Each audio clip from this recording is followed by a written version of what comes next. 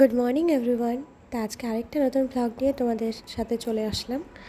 তো অনেকদিন থেকে ভাবছি একটু বড়োর মধ্যে তোমাদের সাথে ভিডিও শেয়ার করবো, যেহেতু আমি রিলসের মধ্যেই শেয়ার বেশি করছি, বড় ভিডিওর মধ্যে শেয়ার করতে পারছি না। এই সকাল সকাল তখন বাজে 7টা নাগাদ বাজে, ঘর ঝাড়ু দিতে নিয়েছি, তখন এই যে আমার বাড়ির যে দুষ্টুটা আছে জোজো, 1 নাম্বারের বাজি, যেই ঘর ঝাড়ু দিতে ঝাড়ুর অবস্থা শেষ করে ফেলছে। এর আগের দিন টিউশন পড়াইতে আসছে, আর এদিকে ও বসে বসে ঝাড়ু কামড়িয়ে কামড়িয়ে পুরোটা ঝাড়ুও নষ্ট করে ফেলেছে। তো আমার আর যাওয়া হয়নি, যেহেতু পুজোর ছুটিতে বাড়িতে চলে যাব। তো সেক্ষেত্রে এখন আর আমি ঝাড়ু কিনতে যাইনি, ভাবছি যে পরেই নিয়ে আসবো।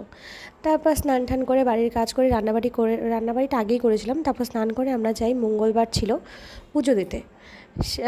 ভিডিওটা আমি 2-3 দিন লেট হয়ে গেল তোমাদের সাথে শেয়ার করতে। এটা মঙ্গলবারের সারাদিনের ঘটনা। তারপর আমি যাই হনুমান মন্দিরে। এখানটায় আলিপুরদুয়ার যে নিউ টাউন দুর্গাবাড়ি আছে, তো সেখানেই আমি হনুমান মন্দির আছে যে সেখানেই যাই পুজো দিতে। আমি আমার ছেলে মেয়েকে নিয়ে যাই পুজো দিতে। ছেলে খুব দুষ্টামি করছিল, যাবে না বলছিল, ওর জন্য আমার অনেকটাই লেট হয়ে গেছিলো।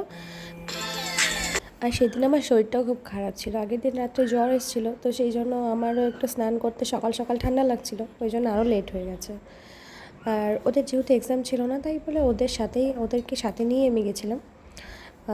ওদের পাপার নামে পুজোটা দিলাম।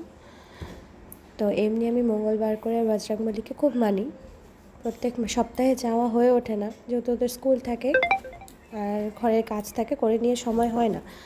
তো এই সপ্তাহে আমি ভাবছিলাম ভাঙাপুলের মন্দিরটা যে আছে সেখানে আমি বেশিরভাগ দিনই যাই। তো সেক্ষেত্রে কী হয়েছিল ব্যাপারটা, মানে ঠাকুরেরই কৃপা যে ওই দিন এত লেট হয়ে গিয়েছিলো, ওই জন্য আমি ওদের বলছিলাম যে আমি গিয়ে দেখবো মন্দিরের দরজাটা বন্ধ, আমি কোনোভাবেই পুজো দিতে পারবো না।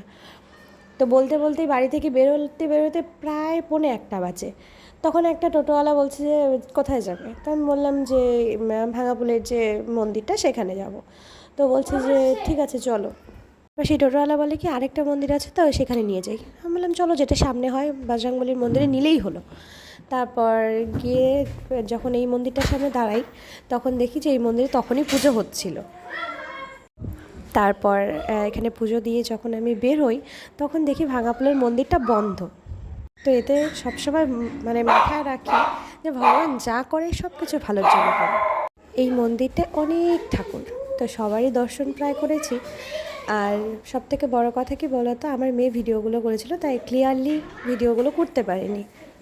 আর এইখানে প্রায় প্যান্ডেল অনেকটাই শেষের মধ্যে, যেহেতু এখানেও দুর্গাবাড়ি আছে, মানে এখানেও দুর্গা মন্দির আছে, যেখানে আমি তোমাদেরকে নিয়ে যাবো আর দেখাবো তোমাদেরকেও। আর এই মন্দিরে যতটা দেখলাম, দুর্গা ঠাকুরটা এখানেই বানায় বিশাল বড় করে। এটা মা কালীর মন্দিরটা, এখানে অমাবস্যাতে পুজো হয়, সেদিনও অমাবস্যা রাত্রে লাগবে, সেদিন রাত্রেও পুজো হয়েছে।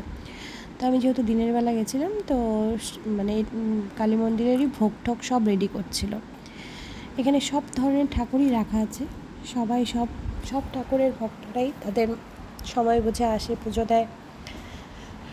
আর জায়গাটা অনেকটা বড়, খুব সুন্দরভাবে ডেকোরেট করছিল দুর্গাপুজোর জন্য। এবার নামছি দুর্গা মন্দিরের দিকে। দেখো কি সুন্দর করে সাজাচ্ছে, আর কত বড় মায়ের মুখ, কত বড় বড় ঠাকুর। তো এইবার আমাদের 3 জনের ফটো লাস্ট অব্দি শেয়ার করলাম। তো আজকের ভিডিওটা কেমন লাগলো আমাকে জানাতে বলো না। তারপরে অনেক কিছু করেছি, কিছু মার্কেটিং করলাম। এবার রাত্রি বাজে তখন। তারপর রাতে যখন পড়াতে বসেছিলাম তো ঝুমকে, তখন এই যে যখন নিচে বসে পড়াই, তখন এই যে আরেকজন খাটের নিচ থেকে হাত দিয়ে ডাকে, মানে ওনাকে তখন আদর করো। ওনাকে আদর না করা অবধি ওনার কোনোভাবেই ভালো লাগে না, হাত দিয়ে ডাকবে। যদি আমি না তাকিয়ে ওদেরকে পড়াতে থাকি তাতে ওনার পোষাবে না, হাত দিয়ে ডাকবে যে মানে ওনাকে আদর করো এখন। তো আজকের ভিডিওটা কেমন লাগলো জানাতে ভুলো না। নেক্সট ভিডিওর জন্য টাটা।